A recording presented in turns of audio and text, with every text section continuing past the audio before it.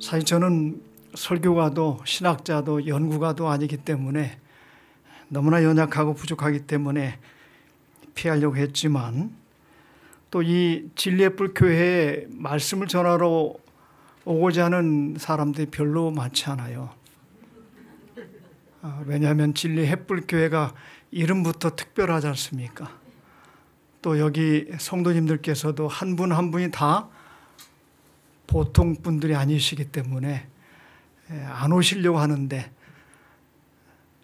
하여튼 제가 요즘에 늘 좀 고민하고 있는 문제를 좀 함께 말씀의 은혜를 나누려고 합니다. 그래서 사실은 제가 지나온 저의 어떤 인생의 경험과 간증의 말씀을 좀 전하려고 했는데 저희 집사람이 하지 말래요. 이 방송은 전국에 나가는 것이기 때문에 하지 말라고 해서 순종하는 마음으로 요즘에 제가 고민하고 있는 문제를 함께 좀 나누려고 생각합니다. 사실 오늘 이른 아침에 제가 컴퓨터를 좀 다룰 게 있어서 제 사무실에 갑자기 갔다 오게 되었는데 출입구에 이 지문 인식을 해야 문이 열리게 되어 있습니다. 근데 날씨가 워낙 춥다 보니까 이 지문 인식이 되지 않는 거예요. 제가 아마 20번 넘게 아주 수십 번을 갖다 댔는데 되지 않는 것입니다. 그냥 돌아가자. 그냥 하자. 라고 맘먹고 돌아서려고 하는데 저의 부족함을 또 느끼게 됐어요. 내가 기도하는 걸 까먹었구나. 기도하자. 하나님, 이거 안 열어주시면 저 오늘 설교하기 힘든데요. 열어주세요. 하고 됐는데 덜커덕. 그때 또 깨달았습니다. 기도하자. 하나님이 이렇게 쉽게 응답해 주시는데 왜 내가 잊어버리고 살았는가? 새해에는 더 많은 것으로 기도의 응답을 받으시는 우리 모두가 되면 참 좋겠습니다.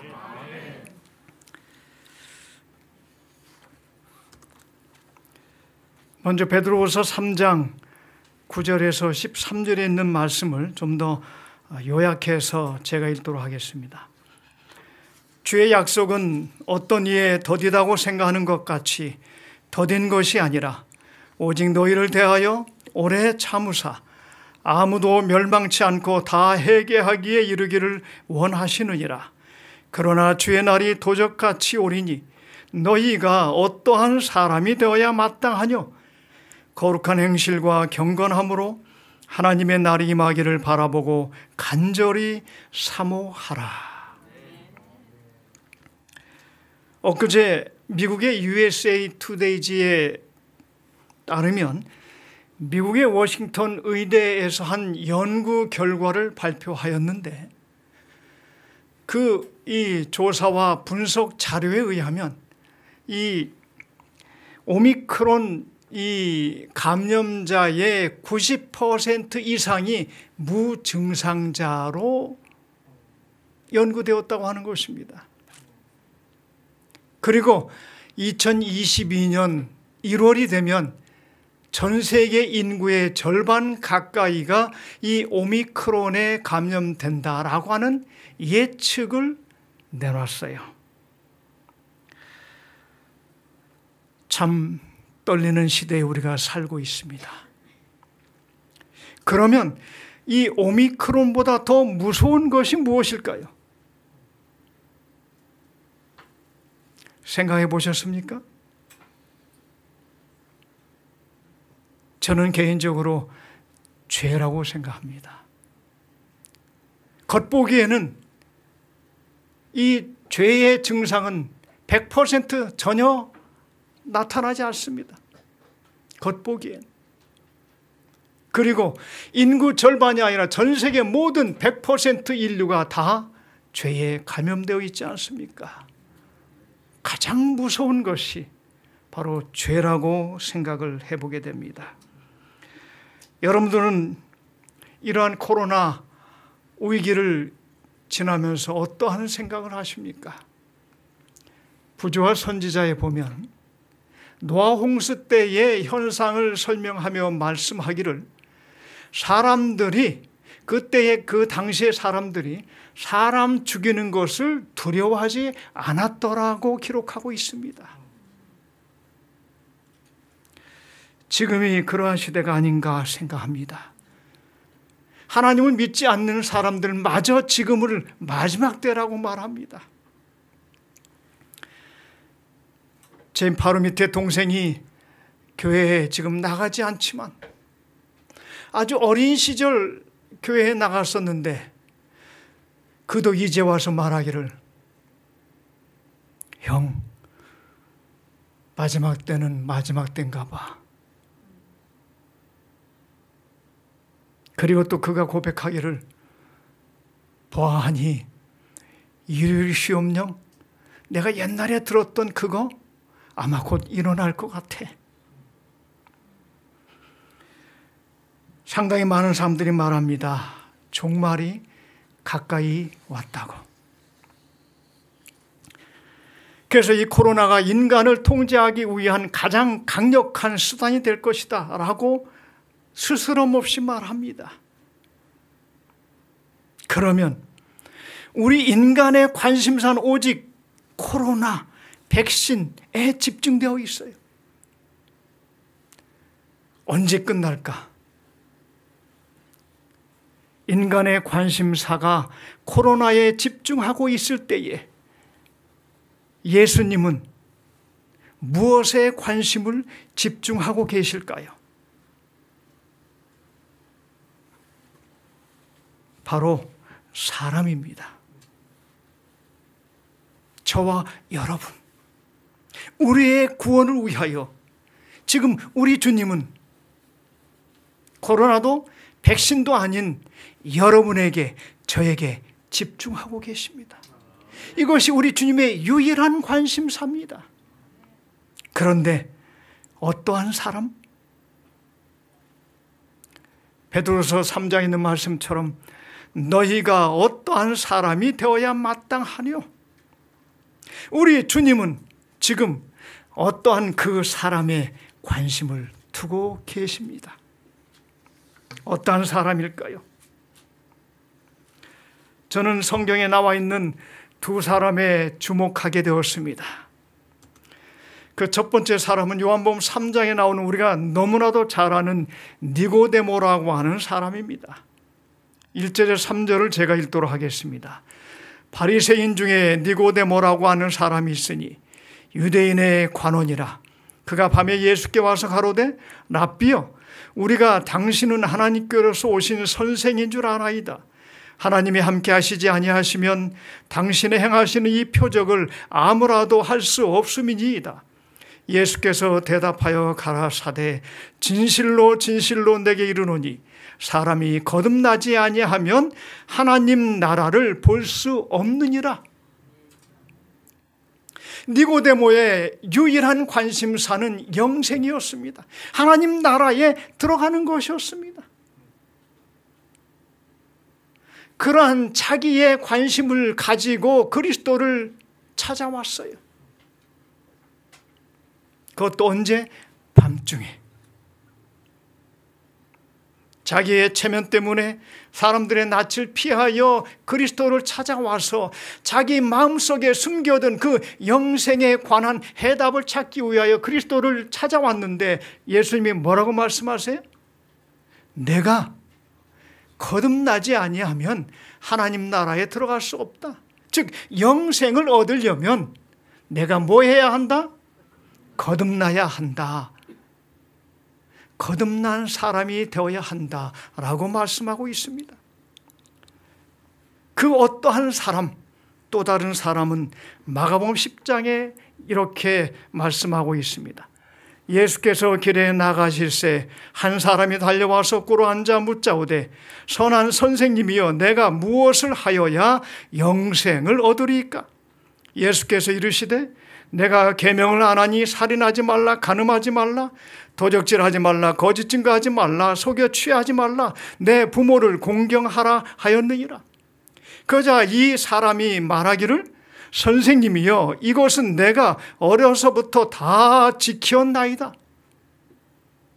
예수께서 가라사대 내게 오히려 한 가지 부족한 것이 있으니 가서 내 있는 것을 다 팔아 가난한 자들을 주라. 그리하면 하늘에서 보화가 내게 있으리라. 그 사람은 재물이 많은 거로 이 말씀을 인하여 슬픈 기색을 띠고 근심하며 가니라.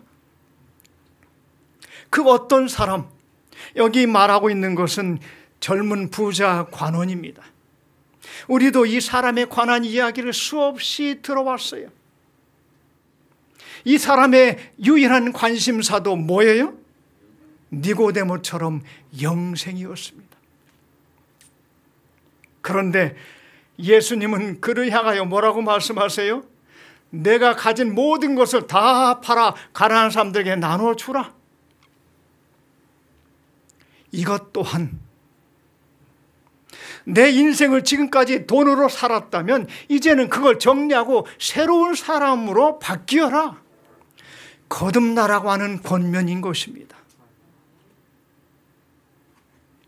그런데 그 어떠한 사람, 이 부자 관원은 재물이 많은 거로 이 말씀을 인하여 슬픈 기색을 띠고 근심하며 떠나갔습니다.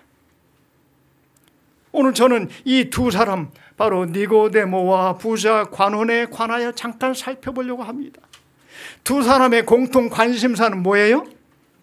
영생입니다. 저의 관심사도 여러분의 관심사도 영생입니다. 그런데 예수님은 뭐라고 말씀하셨어요? 성령으로 거듭나야 한다고 말씀하고 있습니다. 거듭나야 한다. 거듭난 사람이 되어야 한다. 우리가 어떠한 사람이 되어야 마땅하뇨? 거듭난 사람이 되라고 예수님은 말씀하고 있습니다. 그런데 예수님의 관심사는 우리가 여기서 엿볼 수 있는 것은 사람이에요. 어떠한 사람? 거듭난 사람. 두 사람을 좀 비교해 보겠습니다. 니고데모는 예수님을 만나고 나서 그의 마음속에 이렇게 고백합니다. 당신이 아니면 내가 영생을 얻을 수 없겠습니다. 이것이 그의 마음에 깨달은 고백입니다. 당신이 아니면 누구? 그리스도가 아니면. 그래서 이 니고데모의 마음의 주체는 자기 자신이 아니라 누구예요? 예수 그리스도라고 하는 사실을 깨닫고 내가 이제는 그리스도만을 바라보겠다고 하는 결심을 가지고 떠나가는 것입니다. 그런데 부자 관원은 어때요? 내가 무엇을 해야 영생을 얻으리까? 이 부자 관원의 주체는 그리스도가 아니라 누굽니까? 자기 자신입니다. 내가 무엇을 하여야 영생을 얻으리까? 결국은 예수님의 관심사는 어떤 사람이 되느냐인 것입니다. 그래서 오늘 우리의 관심사가 내 자신이었다면 이제 나의 관심사를 누구의 관심사로 바꾸는 것이에요? 예수님의 관심사로 바꾸는 것, 그것이 거듭남이라고 하는 것입니다. 여기 2022년 미스 아메리카를 며칠 전에 선발했는데 미리 아마 뽑는 것 같습니다. 근데 거기에 최초로 한국계의 미국인인 엠마 브루이스라고 하는 사람이 선발되었어요. 근데 이 사람이 한 말을 제가 흥미롭게 살펴보았는데 감동적이었어요. 그는 이렇게 말합니다. 당신이 어떻게 보이느냐는 중요하지 않다.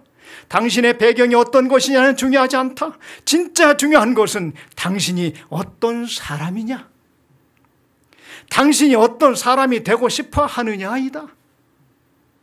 감동적이지 않습니까? 예수님께서 바라보시는 그 어떠한 사람은 부자도 아니고 가난한 자도 아닙니다. 그것은 관심 밖의 일입니다. 많이 배웠느냐, 많이 배우지 못했느냐도 아니고, 능력이 있느냐, 능력이 없느냐도 아니고, 잘 낳느냐, 잘 못 낳느냐도 아니고, 나이 많은 경험자냐, 경험이 부족한 어린아이냐도 아니라, 당신이 어떤 사람이냐라고 하는 것입니다.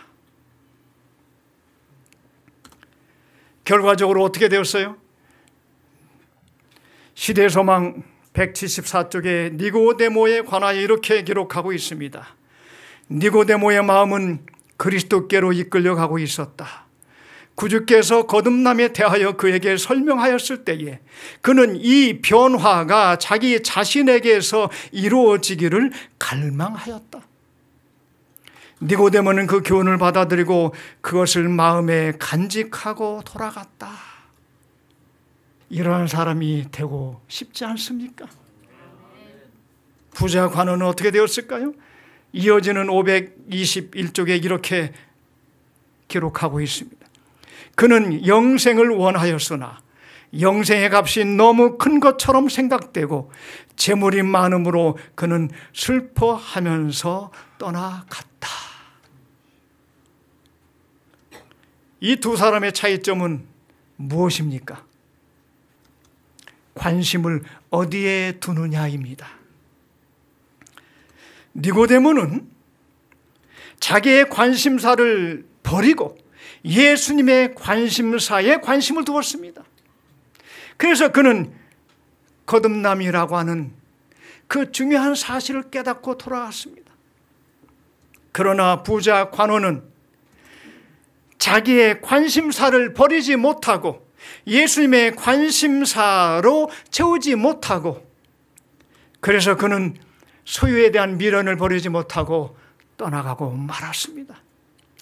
자, 이 두 사람 또한 니고데모는 니고데모대로, 부자 관원대로 내면의 마음속에 끊임없는 무엇이 있었을까요? 갈등이 있었을 것입니다. 아마도 이게 맞는데, 이러면 안 되는데 라고 하는 끊임없는 갈등이 일어났을 것입니다. 그러나 결과는 서로 달랐어요. 이것을 두고 우리는 뭐라고 말합니까? 믿음의 선한 싸움이라고 말합니다. 니고데모는 믿음의 선한 싸움에서 영적인 선택을 하였습니다. 그러나 이 부자 관원은 그러한 끊임없이 이 내면에 일어나는 이 믿음의 싸움에서 육적인 선택을 하게 되었어요. 우리의 이 싸움은 어떠한 싸움입니까? 에베소 6장 12절에 말씀하기를 우리의 씨름은 혈과 육에 대한 것이 아니요 정사와 권세와 이 어둠의 세상 주관자들과 하늘에 있는 악의 영들에게 대함이라. 이것은 바로 육적인 싸움이 아니라 영적인 싸움인 것입니다. 저는 오늘 이 영적인 싸움에 대해서 함께 좀 살펴보길 원합니다. 지난주 금요일 저녁에 김경재 집사님께서 아주 중요한 면역세포와 암세포에 관하여 설명해 주셨는데 제가 얼마나 큰 감동을 받았는지 몰라요. 제가 근 20여 년 동안 건강 기별을 전한 건강 강사로 활동한 사람입니다. 그런데 부끄럽게도 죄송하게도 제가 뭐에 걸렸어요? 암에 걸렸어요. 작년 7월 15일에 대장암 수술을 했습니다. 여러분들이 기도해 주셔서 제가 이렇게 회복하고 있습니다. 여러분 지난 그 금요일 저녁 시간에 들으신 것처럼 우리 몸 안에는 날마다 수천 개 이상의 암세포가 끊임없이 매일같이 만들어져요. 그런데 우리가 암에 걸리지 않는 것은 뭐 때문에? 면역세포 때문에. 우리 안에 이 다양한 면역세포들이 존재하는데 그 면역세포가 암세포를 다 뭐하기 때문에 잡아먹기 때문에 암에 걸리지 않는다고 하는 것입니다. 그런데 왜 암에 걸려요? 면역세포가 그 기능을 멈추었기 때문에 암세포를 잡아먹을 수 없다고 하는 것입니다. 저는 이 말에 상당히 아주 그냥 주목하게 되었어요. 스트레스를 받으면 그 스트레스로 인하여 면역세포가 활동을 왕성히 하다가 갑자기 멈추게 된다고 하는 것입니다. 이 면역세포가 멈추게 되는 것은 다양한 요인들이 있겠죠. 제 자신을 돌아보면 스트레스라고 하는 것이 나의 면역세포를 멈추게 했구나.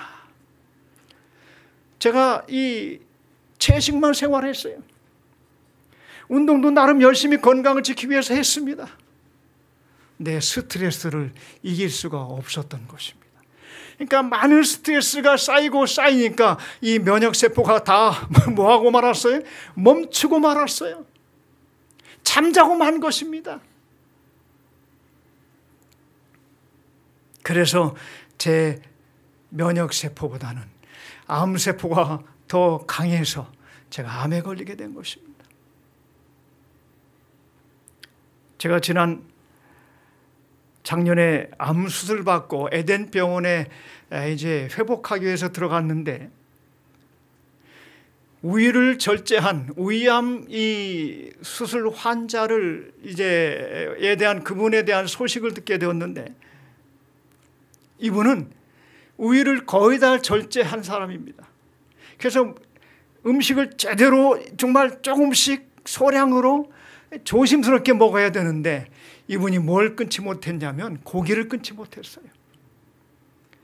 그래가지고 밤에 남들이 다 자는 시간에 몰래 밖에서 사온 고기를 갖다가 혼자 구워서 먹는 것입니다.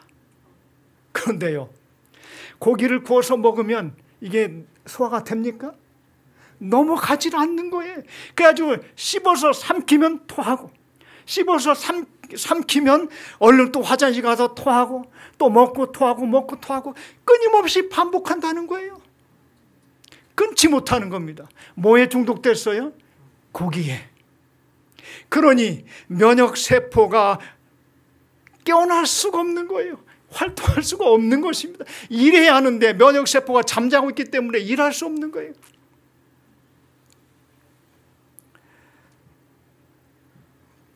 우리가 스트레스 받고 남을 미워하고 시기하고 욕심을 부리고 이 모든 것들이 다 우리를 뭐하게 해요? 면역세포를 잠재우게 하는 역할을 한다고 하는 사실을 우리가 깨달았습니다. 그런데 이것을 제가 이제 들으면서 영적으로도 마찬가지구나. 영적으로도. 여러분, 우리의 면역세포는 영적으로 무엇일까요? 예수 그리스도의 십자가의 용서와 사랑입니다. 십자가의 은혜와 사랑이에요. 예수님의 이 십자가의 은혜와 사랑이 뭐예요? 우리의 영적인 면역세포예요. 그러면 암세포는 무엇입니까? 죄라고 하는 것입니다. 악이라고 하는 것입니다. 그래서 우리의 내면의 세계에서는 끊임없이 뭐가 일어나고 있어요? 이 우리의 육신적으로 면역세포와 암세포가 공존하고 있는 것처럼 우리의 영적인 내면의 세계에서도 이 영적인 면역세포와 영적인 암세포가 공존하고 있다고 하는 것입니다. 근데 우리는 어때요? 날마다 이 믿음의 선한 싸움을 하고 있지 않습니까? 저는 곰곰이 생각해 봅니다. 내게 어떠한 면에서 이 영적인 면역세포를 깨우지 못하고 있는 면역세포를 잠들게 하는 것들이 무엇이 있을까? 얼마나 많은지 모르겠습니다. 그런데 저는 오늘 시간에 좀 짧게 3가지만 좀 함께 고민해 보려고 합니다. 첫 번째, 돈입니다. 이 돈이 뭐예요? 영적으로 암세포입니다. 마치 부자 관원에게 예수께서 말씀하신 것처럼 그 암세포를 제거하기 위해서는 면역세포, 바로 그 모든 것을 다 내 이웃에게 나눠주라. 이것이 면역세포인데 얼마나 제가 인색한지요. 시험에 들 때가 한두 군데가 아닙니다. 저는 어떠한 이제 월급이 아니라 가외돈이 들어오고 선물이 들어오면 적당히 11조를 계산하는 습관이 있었어요. 이 정도면 되겠지. 근데 저희 집 사람은 그렇게 못하게 해요. 철저하게 합니다. 에이, 적당히 해. 이게 적으면 적을수록 쉬운데 많으면 많을수록 힘들어요. 이게 뭐예요? 믿음의 선한 싸움에 면역세포와 암세포가 싸우는 거예요. 제가 얼마 전에 이 소식을 들었습니다. 한 교회에 한 집사님이 계시는데 안식일에 이제 목사님이 현관 앞에서 이제 성도들을 맞이하고 있는데 그날따라 늘 이 현관에서 이 참 손을 마주 잡고 인사를 나눴던 그 집사님인데 그날은 갑자기 쳐다도 보지 않고 그냥 고만 하더라는 게 그냥 무조건 머리 숙이고 그냥 교회를 뛰어 올라가더라는 거예요. 이상하다. 내가 뭐 잘못했나? 인사도 안 하고 쳐다보지도 않고 그냥 교회로 들어가더라는 것입니다. 예배 끝나고 그 집사님에게 물었대요. 집사님, 왜 그러셨어요? 목사님, 죄송한데요. 사실은 제가 얼마 전에 땅을 팔았는데 그 쓸모없는 땅이었는데 어느 날 누군가가 갑자기 와서 주변에 더 좋은 땅을 다 내버려 두고 제 땅만 사겠다고 고집하는 것입니다. 그래서 팔았는데 10억을 받은 겁니다. 11조를 내야 되는데 끊임없이 쿵탕쿵탕 하는 거예요. 고민되는 겁니다. 10만 원 내라면 쉽게 내겠는데 얼마를 내야 돼요? 1억을 내야 되니 얼마나 이 마음의 싸움이 일어났겠습니까? 영적인 전쟁이 일어난 것입니다. 그날 결심을 하고 안식일 아침에 1억을 준비하고 만일에 목사님하고 얘기 나누고 또 사람들하고 인사하다 보면 또 시험에 들까 봐 그냥 직진해서 현금통에 그냥 갖다 바로 냈다고 하는 것이에요. 이것이 오늘 우리의 내면의 모습입니다. 인색함. 제가 얼마 전에 암 수술 받은 한 목사님으로부터 전화를 받았습니다. 그분이 다짜고짜 저에게 신목사 미안해. 뭐가요? 신목사가 작년에 암에 걸려 수술했을 때 내가 전화 한 통 못했잖아. 그런데 내가 암에 걸려 보니 이제서 신목사 심정 이해하겠어. 이것이 역지사지입니다. 여러분, 우리가 가진 것 많던 적던 상관이 없지 않습니까? 그저 그 사람의 입장에서 그 사람이 필요로 하면 작은 걸 할지라도 나눠줄 수 있는 마음, 그 마음의 이 싸움에서 우리가 우리의 면역세포를 강하게 하기 위해서는 십자가를 바라봐야 하는 것입니다. 그래서 우리에게 잠자고 있는 이 영적인 면역세포를 깨워서 작동시켜서 우리의 인색함을 제거하는 것, 그것이 우리가 거듭난 사람의 하나의 작은 모습이 아닐까요? 그 다음에 두 번째는 말입니다. 말. 참 말의 실수가 얼마나 많은지 몰라요. 저는 이제 이 교회 이 목회보다는 행정적인 목회를 사실 많이 했어요. 제가 가장 후회하는 것이 그 부분인데, 행정을 하다 보면, 교회보다는 행정을 하다 보면 참 사람과의 관계에서 남을 비판하고 비난하고 정죄하는 일이 얼마나 많은지 몰라요. 그때마다 제가 결심합니다. 다시는 내가 비판하지 않겠다. 그런데 제가 얼마나 많은 사람들을 향하여 돌을 던진지 모르겠어요. 아마 제가 일평생 다른 사람을 향하여 던진 돌을 세어보면 태산을 이루었을 것입니다. 여러분, 대다수 우리가 하는 말의 상당 부분은 누구에 대한 말이에요? 남에 관한 이야기입니다. 그때마다 우리가 많이 찔림이 있잖아요. 내가 또 욕했구나.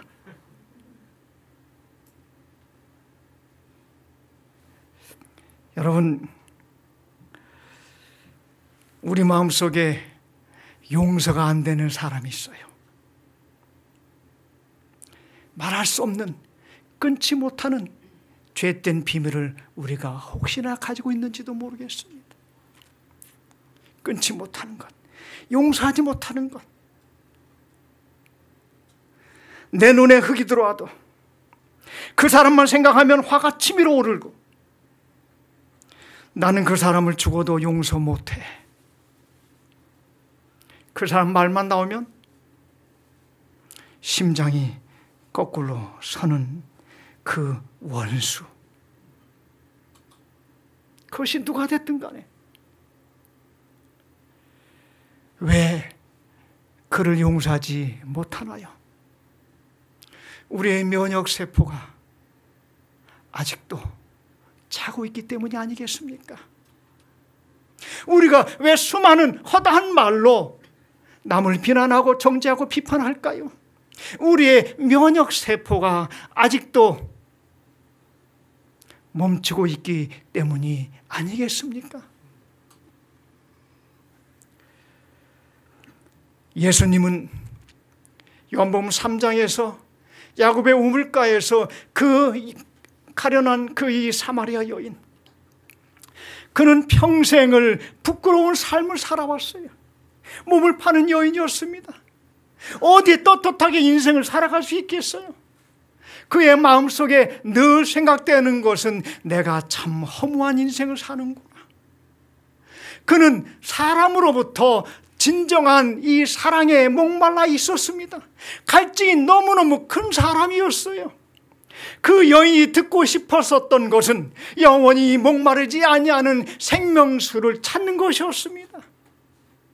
그때 예수님이 뭐라고 말씀하셨어요?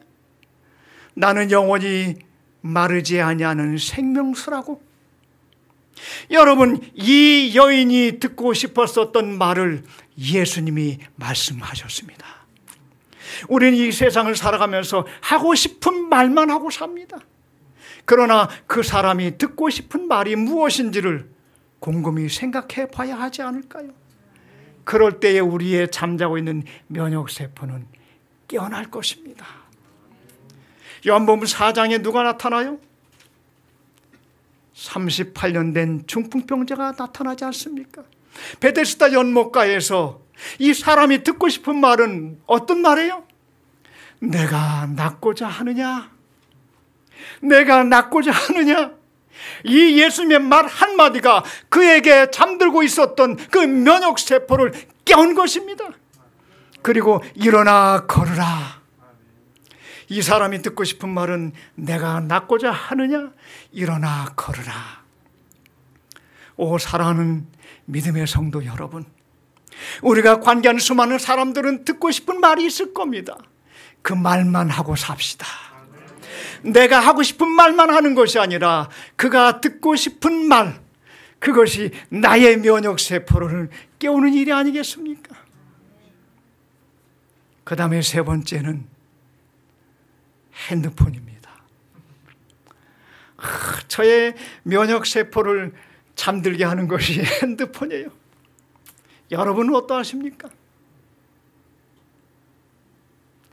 기도해야 할 시간에, 말씀 봐야 할 시간에, 심지어는 잠자야 할 시간까지 내 손에 들려진 이 작은 핸드폰 하나가 우리의 면역세포를 멈추게 하고 있다고 하는 사실. 한번 곰곰이 생각해 보지 않겠습니까? 이제는 우리의 영적인 면역세포를 뭐 해야 돼요? 깨워야 합니다. 그러할 때 우리가 거듭날 수 있지 않겠습니까? 거듭나는 것은 어떤 한순간에 내가 뾰로록 번쩍번쩍 달라지는 것이 아니라고 생각합니다. 날마다 매 순간 우리가 이러한 면역세포 하나, 잠들어 있는 면역세포, 멈춰선 그 면역세포 하나를 깨울 때 그 순간 우리가 거듭나는 것입니다. 면역세포가 깨어나는 순간은 죽었던 생명이 살아나는 시간입니다. 그래서 성경은 뭐라고 그랬어요? 무릇 지킬 만한 것보다 더욱 내 마음을 지키라. 생명의 근원이 이에서 남이니라. 저는 이제 십자가의 두 강도의 모습을 좀 살펴보려고 합니다. 여기 한편 강도와 또 다른 한편 강도는 동일하게 그들의 삶 속에서 면역세포는 그야말로 깊은 잠에 취한 상태로 암세포가 왕성하게 활동하던 사람들이었어요. 도무지 면역세포라고는 찾아볼 수 없는 사람들이었습니다. 그런데 어떤 사람은 면역세포가 깨어났고 어떤 한 강도는 면역세포가 아직도 깨어나지 않았을까요? 이 두 강도의 공통적인 관심사는 예수님을 가장 가까이서 만났다고 하는 사실입니다. 그리고 그들의 마지막 순간에 주님을 만났다고 하는 사실입니다. 그 순간에 그들의 운명은 완전히 상반된 결과를 가져오지 않았습니까? 한편 강도, 이 강도는 예수님을 바라볼 때에 그의 마음에 암세포가 면역세포를 짓누르고 있는 그 순간에 이 면역세포를 깨우기만 하면 그도 옆에 있는 그 강도처럼 주님을 영접할 수 있었을 텐데 면역세포 깨우는 것을 주저한 것입니다. 그러나 또 다른 한편 강도는 예수님을 바라볼 때 그가 그동안 들어왔던 그 예수, 메시아, 이분이 그동안 살아오신 그분이 이 베푸르신 모든 수많은 기적들, 이분은 나의 죄를, 엄청난 죄를 용서해 주시고 해결해 주시는 유일한 분이시구나. 성령이 그 마음속에 역사하여 그 순간 그의 잠자고 있었던 면역세포가 뭐 했어요? 깨어난 것입니다. 오 선생님이시여, 나를 데려가 주소서, 나를 구원해 주시옵소서. 그때 우리 주님은 그에게 뭘 약속하셨어요? 영생을 약속해 주시지 않았습니까? 오늘 우리는 니고데모와 부자 관원의 모습을 통해서 나 자신의 모습을 보게 됩니다. 여기 시대의 소망 174쪽에 조금 전에 읽었던 것처럼 니고데모의 마음은 그리스도께로 이끌려가고 있었다. 구주께서 거듭남에 대하여 그에게 설명하셨을 때에 그는 이 변화가 자기 자신에게서 이루어지기를 갈망하였다. 우리는 그리스도를 쳐다보고 살아야 한다. 그래서 이 한편 강도처럼 우리가 우리 내면의 믿음의 선한 싸움을 싸울 때마다 누굴 바라봐야 돼요? 예수 그리스도를 바라보아야 우리의 잠자고 있는 영적인 면역세포가 다시 깨어나는 것입니다. 거듭난 사람은 넘어질 때마다 다시 일어서는 사람입니다. 어떤 사람이 말합니다. 죄란 무엇인가? 죄는 넘어졌을 때 다시 일어나지 않는 것이다. 그러나 이제 우리가 죄로 인하여 넘어질 때마다 다시 우리의 면역세포를 깨워서 다시 일어난 사람, 그 사람이야말로 어떠한 사람이에요? 거듭난 사람이 되는 것입니다. 잠자고 있는 면역세포, 예수 그리스도의 십자가를 통하여 다시 깨우는 사람, 이 사람이 바로 뭐한 사람이에요? 거듭난 사람입니다. 그러면 거듭난 사람은 어떠한 사람일까요? 예수님의 재림을 간절히 기다리는 사람입니다. 이제 이 코로나 위기 속에 우리가 어떠한 모습을 보게 돼요? 이제는 정말 예수님이 다시 오실 때가 되었구나. 여러분, 이러한 이 면역세포가 다시금 일어나 활동을 하면서 우리가 이 매 순간마다 거듭나는 경험, 다시 태어나는 경험, 이 경험을 통하여 예수님을 간절히 기다리는 사람, 이 사람이야말로 거듭난 사람이라고 생각합니다. 저희 이제 한 이야기를 하면서 말씀을 정리하려고 합니다. 블룸하르트라고 하는 한 독일의 시골의 작은 교회에 사역을 하고 있었던 목사님이 있습니다. 이 목사님은 1차 세계대전 당시에 매우 유명한 이 종말론을 강조하던 목사님이었어요. 이 사람은 틈만 나면 예수님 다시 오신다. 예수님이 다시 오십니다. 예수님이 다시 오십니다. 이렇게 부르짖고 외쳤습니다. 그런데 특이한 것은 그가 사는 이 집 앞마당에 늘 뭐가 한 대 세워졌냐면 마차가 한 대 세워져 있습니다. 왜 그랬을까요? 그가 잠잘 때든 그가 집에 있을 때든 언제든지 저기 예수님이 오셨다라고 하면, 예수님이 재림하셨다라고 하면 그 마차를 타고 가장 빨리 달려가기 위하여 그가 마차를 늘 준비해 두었다고 하는 사실입니다. 우리가 준비하고 있는 마차는 무엇일까요? 면역세포를 깨우는 것입니다. 예수 그리스도의 십자가의 은혜와 사랑으로 우리의 잠자고 있는 이 면역세포를 깨우는 것, 그것이 우리가 준비하고 있는 마차가 아닐까요? 제가 한 노래 영상을 좀 들려드리려고 합니다.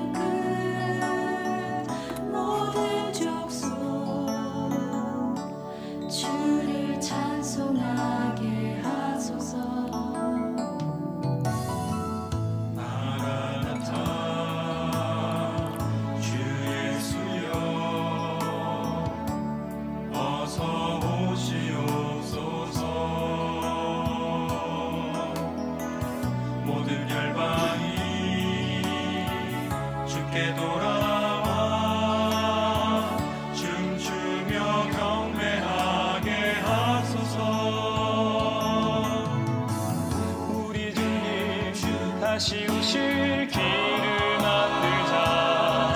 십자가를 들고 땅 끝까지 우린 가리라. 우리 주님 하늘 영광 땅 덮을 때 우린 땅 끝에서 주를 맞으리.